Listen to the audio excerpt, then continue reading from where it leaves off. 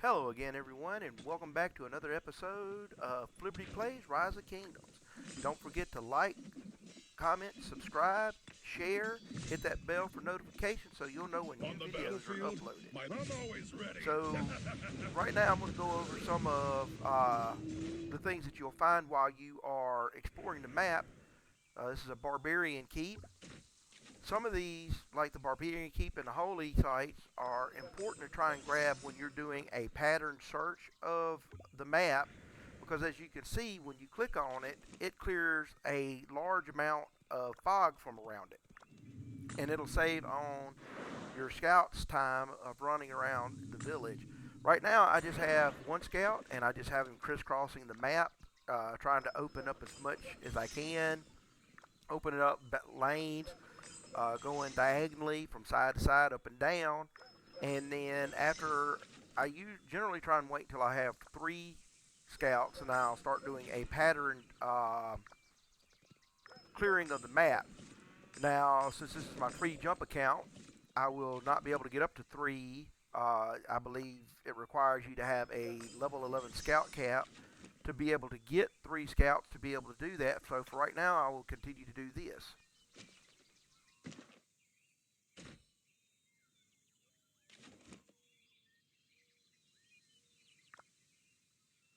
Alright, now I want to talk about the information button that's on each one of your buildings. You see it's right here in the middle. Shows you some very useful information, number of scouts when you get them, increase in march speed. When you go look at your city hall, it'll tell you when you get your next march queue. On a lot of the buildings, it'll give you a lot of good information, so you don't have to go out and search it for on the internet. The information is already right here in game.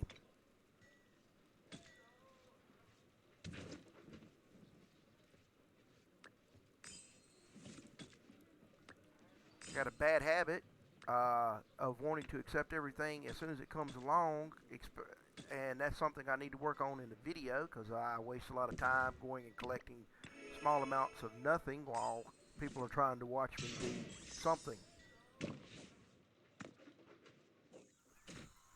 Alright, let's talk about alliance technology. Alliance technology takes different resources for different technologies, usually food and wood. As you can see here, Great Alliance takes wood. This one takes food. Great Alliance gives you more alliance members once you fill it up and do the research. Together We Rise will give you more time removed when someone hits help. So you get a new donation chance to Alliance Tech every 30 minutes. So every 9.5 hours, you'll get on and spend all of your Alliance donation points at one time. When you go to do that, click and hold the donate button, and it will spend all of them rapidly. And it's supposed to give you a better chance to hit a crit. So instead of just getting 100 donation points per, sometimes you get 200, sometimes you get 500. Sometimes you even get 1,000 points for that one donation point. You get rewards for being high up in the donation list each day. If you get number 1, I do know one of the items you get is an 8-hour speed up, which is really nice to help you build your city. You get some other things, you get some resources and stuff like that. So try and donate as much as possible. You can also use gems. You must be in the Alliance for more than 24 hours to do that. Alright, let's talk about the shop now. Now the shop allows you to purchase stuff with either gems or resources, and resets every 7 days. As you can see, action point recovery bottles, 5-minute speed ups, and dazzling starlight sculptures are just some of the things that you can purchase. As you can see, it's also based on VIP level. Another reason to get your VIP level up to 6. Those dazzling starlight sculptures cost 400 wood each. There'll be 5 of them every week, and you'll need a lot of those. I've said it before, I'll say it again to finish off your legendaries. Those 5-minute speed ups, you can buy them with just being able to send out one gathering party for food. Bring them back, buy those. 3 hours of speed ups right there, no problem. Buy them every week. It will build up, and everything in here is useful. There are things you can buy with gems that you'll need also. Later on, I buy a lot of targeted teleports from here. I'm not a big spender, but you do get a lot of gems from events.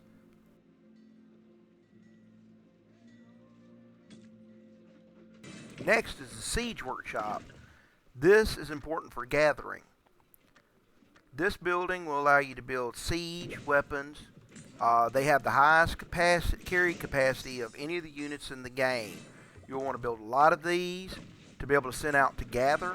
You'll want to send out a lot of these when you're attacking a city that has a lot of resources you want to take, because they will be able to bring it all back for you. So you want to make sure you keep your siege building up as high as possible, not only because you want to be able to train as many as possible at one time, but also because it's a requirement at some point for the central fortress to be able to upgrade again. Now here I am looking around trying to find some caves to send my scout so I can clear fog in between where they're at and across the map. You can send your troops Unfortunately, can't find a cave, but I can find somebody out farming, so I can send a scout after them. Every now and again, you'll get lucky and zoom in, and somebody has done the same thing, and their peace shield is gone from their city, so you can scout their city. Now, whether or not they're still there when you get there doesn't matter. Once you send that scout after them, your scout will go all the way until it hits the point and comes back, clearing the fog and uncovering multiple caves and villages, hopefully, for you.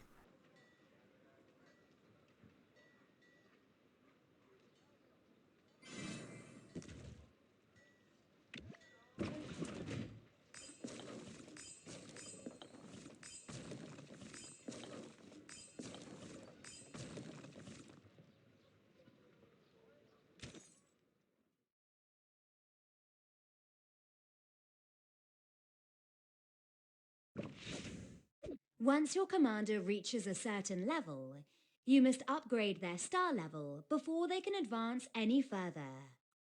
Use starlight sculptures and other sculptures to give your commander star experience. Rare upgrade items can increase luck, which has a chance to give the commander double star experience from the upgrade. Alright, below each of the items you can see how much experience they give and what percentage of luck they give. One way to be able to get to three stars is to drop the 3 down and hope you don't crit, and then drop 6 down. But as you can see, I didn't have enough.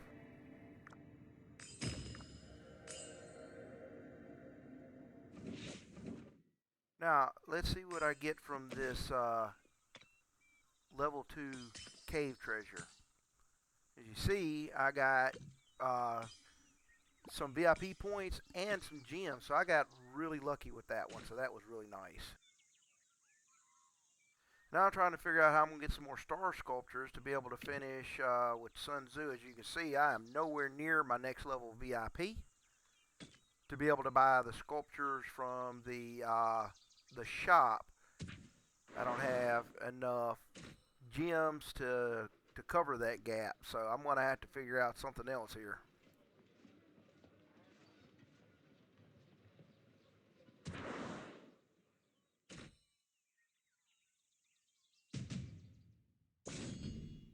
Greetings, Governor. Welcome to the expedition. By completing missions in expedition mode, you can increase the amount of daily rewards you receive. Medals of the Conqueror can be exchanged for commander sculptures in the medal store. Okay, let's get started. 兵无常势，水无常形。知己知彼，百战不殆。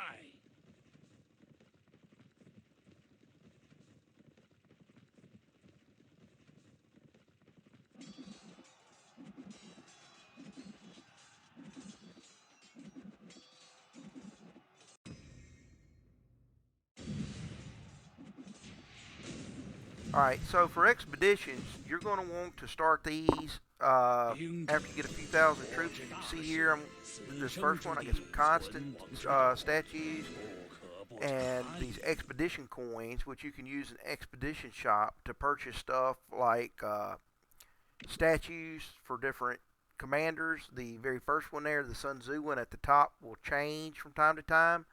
You get a free refresh every day. Uh, Good place to get the dazzling gold starlight sculpture. But once you start that, every day at reset, you will get bonus expedition coins every day. So you want to try and build up troops kind of pretty quick right there at the beginning. Quick being relative terms, since you don't want to use speed ups. That way you can get as many of the expedition missions done as you can in the first day.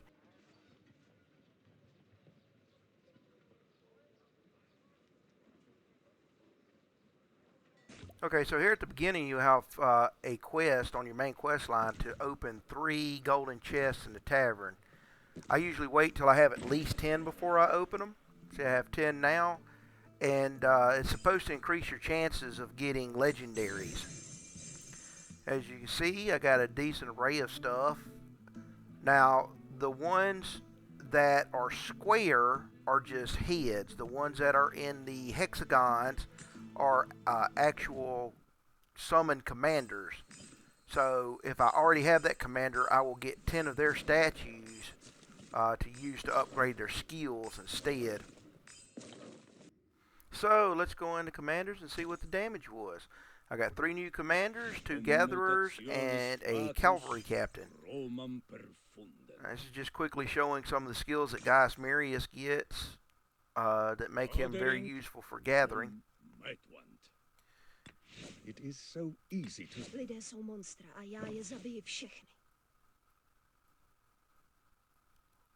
Now Sarka's little video is kind of weird. I mean, who can fight in pants that tight? That's just crazy. You would split them at some point. I would split them at some point. But I didn't get any repeat commanders, ones that I already had. So I did not get the statues for them to be able to upgrade any of their skills at this time.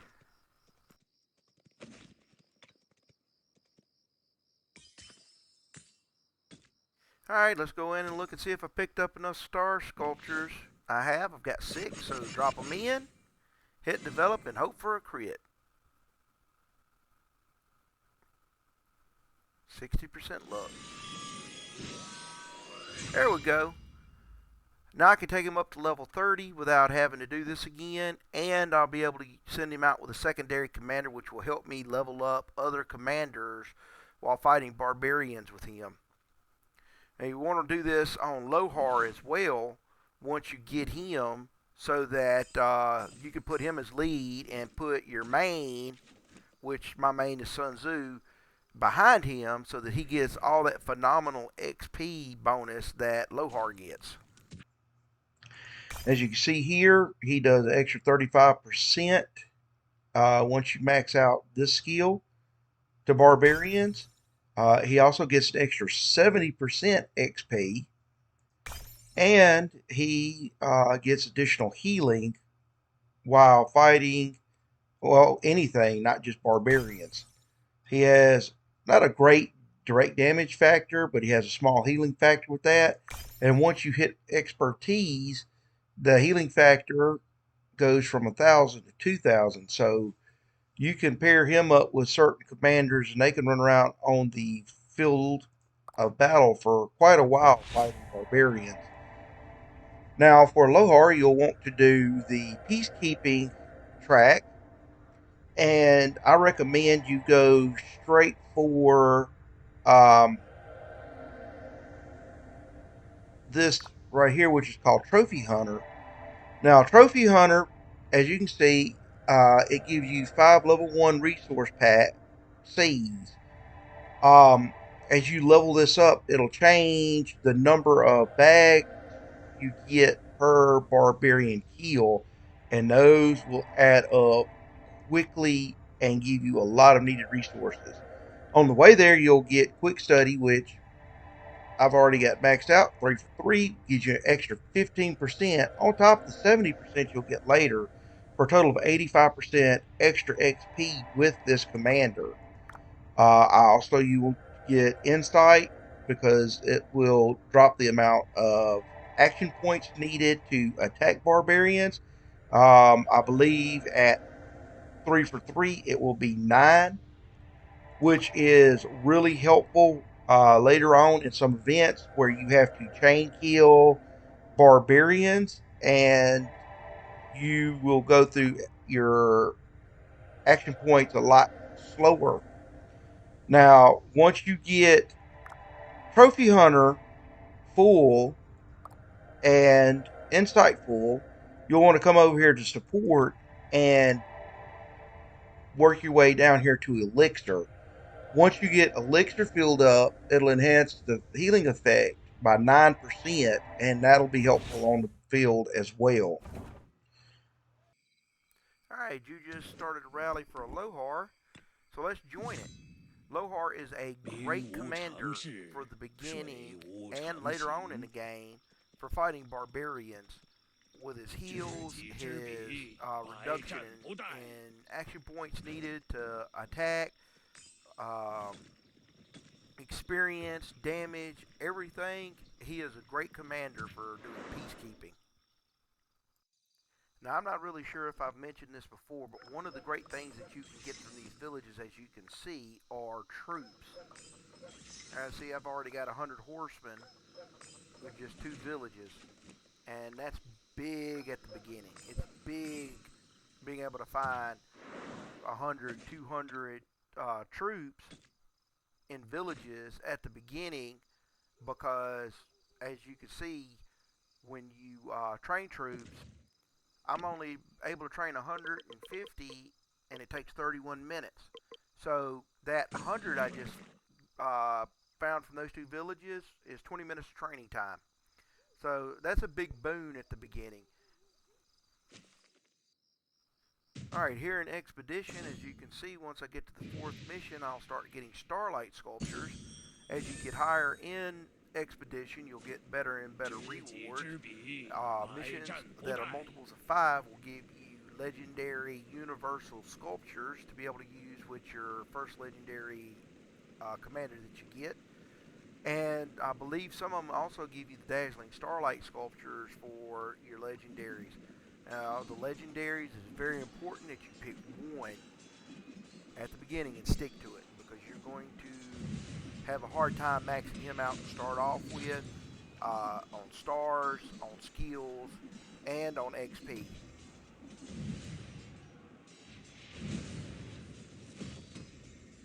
知己知彼，百战不殆。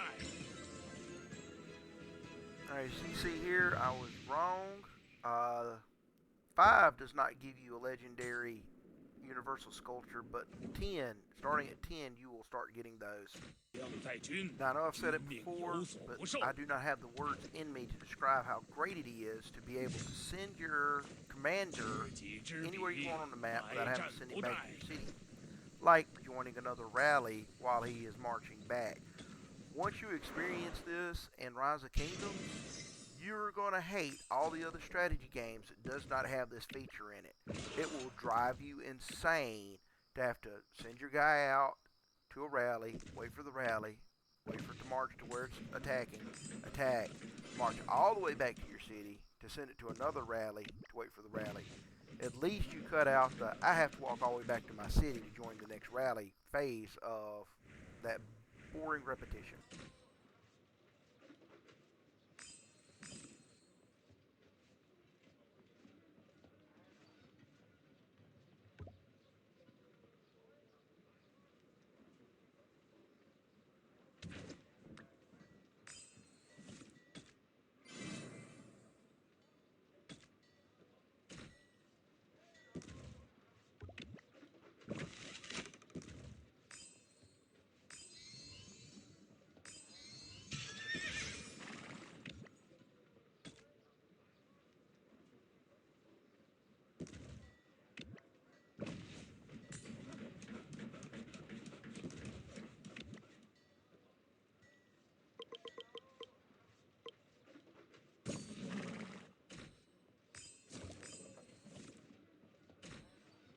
Let's have a quick discussion about the Alliance Shop. As you can see, this first tab here, the silver coins, are your personal Alliance credits, which you use to purchase stuff out of the Alliance Shop. The second tab is where the Alliance can purchase items to stock the shop with the gold Alliance credits. A lot of people confuse the gold credits and the silver credits, thinking the gold credits are theirs. They're not. They're the Alliance only. R4 and above can use them to purchase stuff to stock the shop.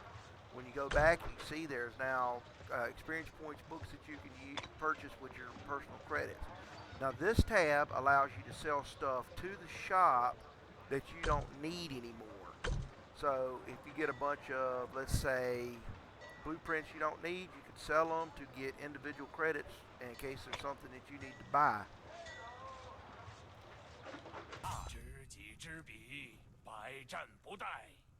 Now, right here under this Rise of Kingdoms, there is on day 4 a line of quests you get for increasing the stars on your commanders. Unlike some of the other ones, which you can go ahead and get started on before they open up, this one you cannot. So once I get Lohar to 10 right now, I will swap him out for another commander. And that is another tip to get yourself up to a pretty decent power at the beginning. Get every one of your commanders, even ones you don't plan on using, up to level 10. Each time you level them up and you use their talent points, it will give you power. And that is one way to artificially buff your power at the beginning. Because if you don't jump, if you build on a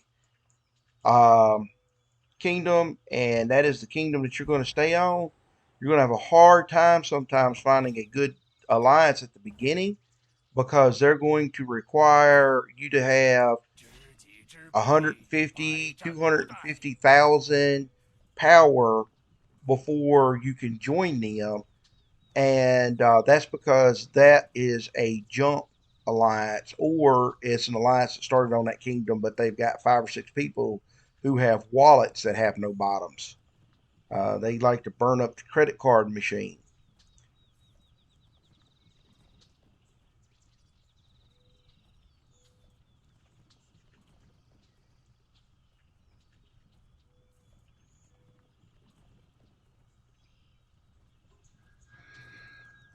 This is slow, slow, slow, slow work. I should not have put these siege units in. I'm going to go put them up after I fight this one.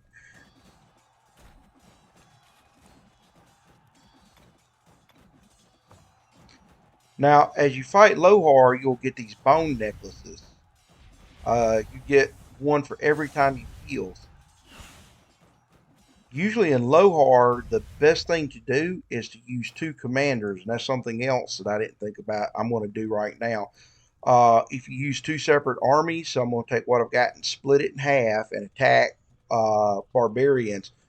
Both of them, as I said in previous videos, will get max XP. They don't split XP, they get max XP. They get the rewards from the barbarians, and they'll both get bone necklaces from it. So let's go ahead and split my army in about halfish. Sometimes I wish they just had a button on here and go, oh, here's half your troops. It'd be a whole lot easier. Now, I'm going to take Gaius. He is a good gatherer. I'm going to go ahead. Let's see, do I want to do Gaius? Let's do Constance, because I'm getting heads for her from Expedition. So I'll be able to upgrade her skills. Now, as many marches as you have, you can send out that many commanders to attack. And you would get, if you have 4 marches, you'll get 4 bone necklaces per barbarian. And you can build them up quick. Just realize that yes, you do get all that stuff for both commanders, but you also go through your action points pretty quick. You will swiftly go through all 1,500 of your action points using 4 marches at once. Now, one of the good things about it is they give you a free daily potion that gives you back 500 action points. You can also get action point bottles from quests, and as I said earlier, you can also get them from the shop. All right, everyone, that's the end of this video. I hope you enjoyed it. Don't forget to like, share, subscribe, comment, and click the bell for notifications so you'll be notified when the next videos are uploaded. I hope everybody has a good evening. This is Flibberdee. See you next time.